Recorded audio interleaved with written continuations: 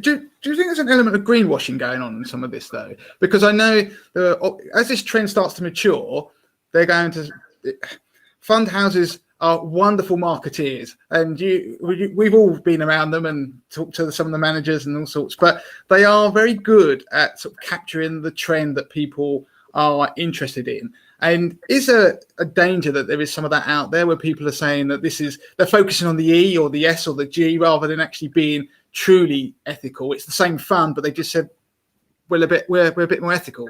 Yeah, well, we polled 21 asset managers this summer in the ethical investing space, and that most of them said that they think that ESG considerations are going to in time be integrated into all investment decisions, which means all funds out there will have some element of ESG in them, and that's where it's going to become really difficult for investors. And in fact, the financial regulator, has expressed some concern about this, which we call, this greenwashing phenomenon, and we need to protect consumers from being misled about the suitability of investments. So just because it's got a name that has green or sustainable in it doesn't necessarily mean that the underlying investment is.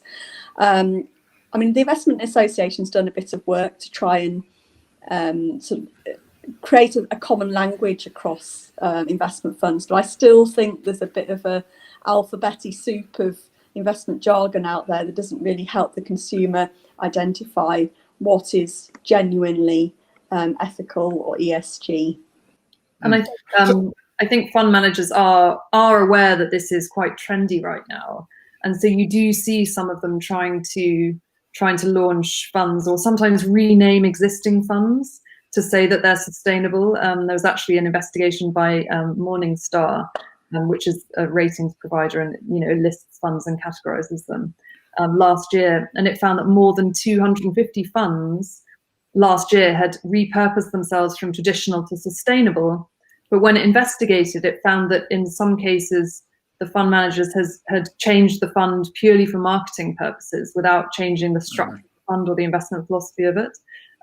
They just made a few tweaks, like removing some of the really dodgy companies.